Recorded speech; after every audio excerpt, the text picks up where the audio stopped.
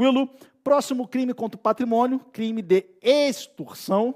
Esse também dispensa comentários, muito importante, caiu na última prova da OAB, a gente deu praticamente o mesmo exemplo que foi cobrado na prova. Vamos lá para o crime de extorsão. Constranger alguém mediante violência ou grave ameaça, com o intuito de obter para si ou para outrem indevida vantagem econômica, a fazer, tolerar que se faça ou deixar de fazer alguma coisa. Reclusão de 4 a 10 anos. Qual que é o cuidado na extorsão? Primeiramente, você não confundir com o crime de roubo. Tá? Por quê? Ambos são crimes patrimoniais, ambos envolvem cometimento de violência ou grave ameaça, então é muito comum você confundir, e a FGV sabe disso. Tá? Então, qual que é a diferença básica para o roubo e para a extorsão? Tá? Primeiro, o roubo, o legislador fala em coisa alheia móvel. Tá?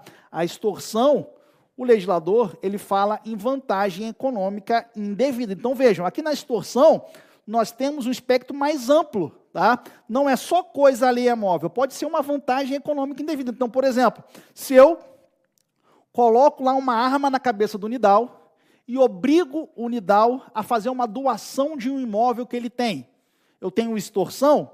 Tenho extorsão, certo? Tranquilo? Beleza? Então, cuidado. Crime de roubo, súmula 582 do STJ. O crime de roubo se consuma com a inversão da posse.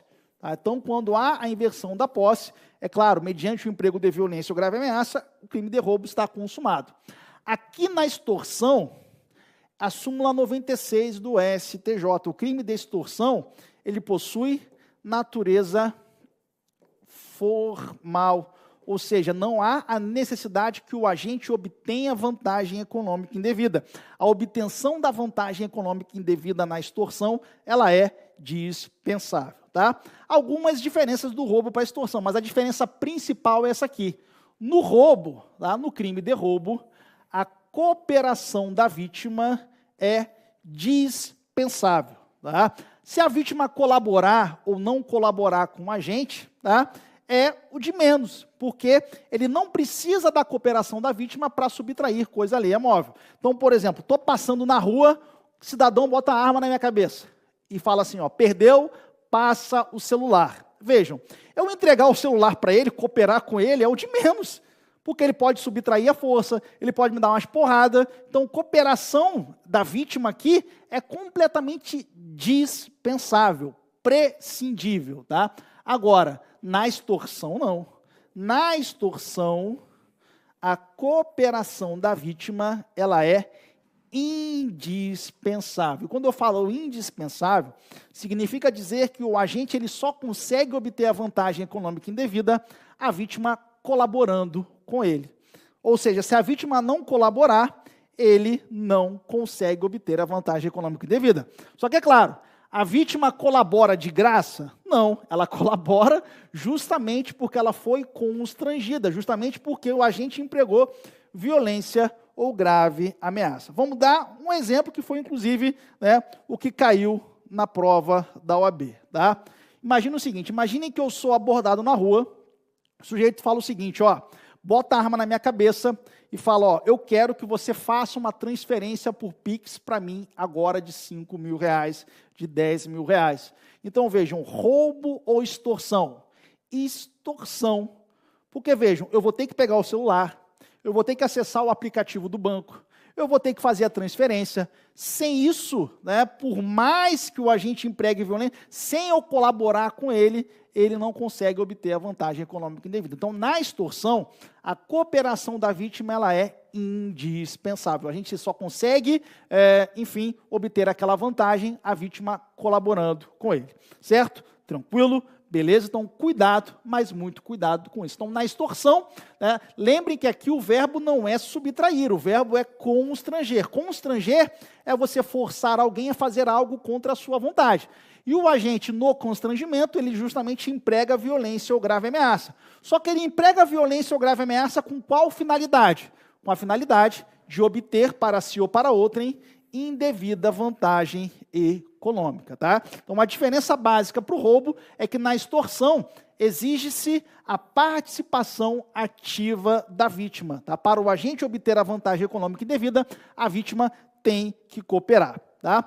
Consumação da extorsão. Lembra lá da súmula 96 do STJ.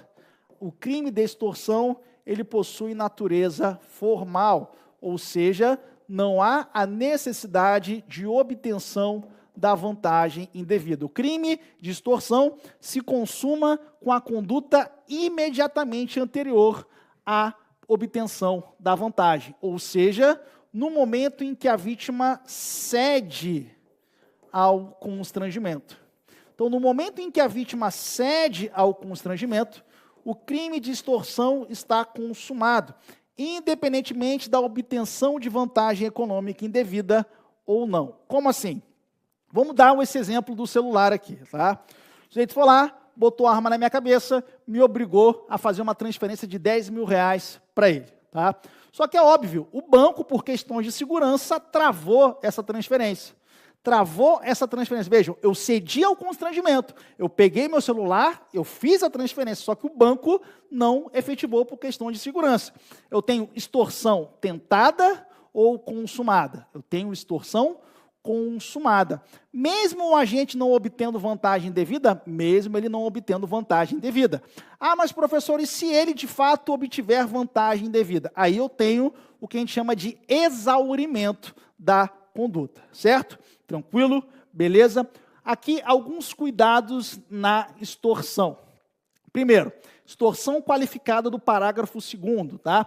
Quando há lesão corporal grave ou morte no contexto de extorsão, eu aplico a mesma pena do roubo qualificado pela lesão grave ou pela morte. Só que qual que é o cuidado aqui? Tá? A extorsão do parágrafo 2º qualificada pelo resultado morte deixou de ser crime hediondo. Olhem só que cagada que o pacote anticrime fez. O pacote anticrime tira a extorsão qualificada com o resultado morte do rol dos crimes hediondos e coloca só o sequestro relâmpago do parágrafo 3º. Então, o sequestro relâmpago do parágrafo 3º é hediondo. E a extorsão convencional com resultado morte, não. Então, parabéns aí, pacote anticrime. Tá? Ainda no contexto de extorsão, cuidado com o sequestro relâmpago. Tá?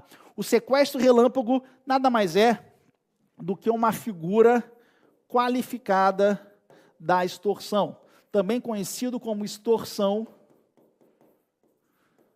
mediante restrição da liberdade da vítima, né, que foi o que caiu na última prova da OAB. Qual que é a particularidade aqui? Tá? Na extorsão normal, tá, o agente ele emprega violência ou grave ameaça para constranger a vítima e, com isso, obter a vantagem econômica indevida. No sequestro relâmpago, é mais específico, tá? Porque no sequestro relâmpago, o agente priva a vítima de liberdade e isso é condição indispensável para a obtenção da vantagem econômica indevida. E o sequestro relâmpago do parágrafo 3º, ele é hediondo. Como assim? Imagine o seguinte, imagine lá que o sujeito me coloca num porta-mala de um carro e me obriga a ir em vários caixas eletrônicos a retirar dinheiro. Então, vejam, ele está restringindo a minha liberdade e isso é indispensável para a obtenção da vantagem devida. Ou, digamos que ele me leve para uma casa abandonada, um local lá afastado, tá? E, mediante o emprego, né, enfim, de violência, e óbvio também dessa restrição de liberdade, ele me obriga a fazer várias transferências por Pix para o cara. Então, eu fico lá fazendo inúmeras transferências naquele momento ali que eu estou com a minha liberdade restringida. Eu tenho sequestro relâmpago, certo? E o sequestro relâmpago é crime hediondo. Qual que é o cuidado aqui? Tem uma diferença muito tênue do sequestro relâmpago para a extorsão mediante sequestro. Na extorsão mediante sequestro, o agente ele priva a vítima de sua liberdade e ele exige, né, o resgate. E aqui qual que é a particularidade? Normalmente, uma vítima é privada de sua liberdade e o resgate normalmente é exigido de um terceiro. Como assim? Tá? O sujeito sequestra o filho da pessoa e obriga o pai, por exemplo, a pagar esse resgate. Então, está na extorsão mediante sequestro. Então, normalmente, eu tenho uma vítima que é privada de sua liberdade e esse resgate é exigido de um terceiro. No sequestro relâmpago, tá? No sequestro relâmpago, é a própria vítima que tem a sua liberdade restrita, é ela que sofre os efeitos patrimoniais. Então, por exemplo, eu estou confinado naquele quarto e eu que estou tendo que fazer, por exemplo, as transferências lá bancárias para o cara. Então, isso está mais para sequestro relâmpago. Tá?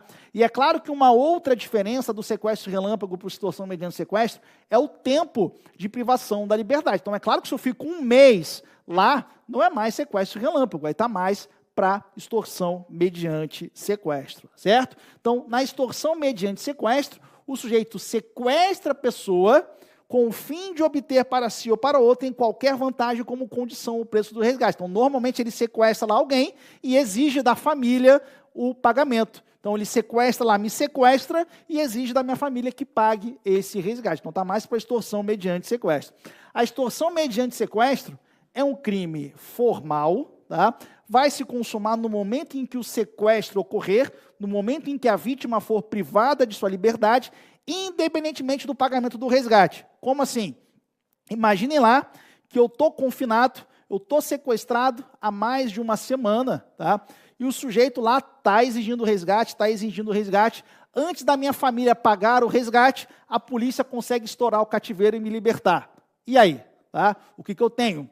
Crime consumado ou crime tentado? Crime consumado, porque o crime de extorsão mediante sequestro, ele possui natureza formal. Não há necessidade do pagamento do resgate. No momento em que a vítima é privada de sua liberdade, claro que com a gente faz isso com a intenção de obter o resgate, o crime está consumado. Tá?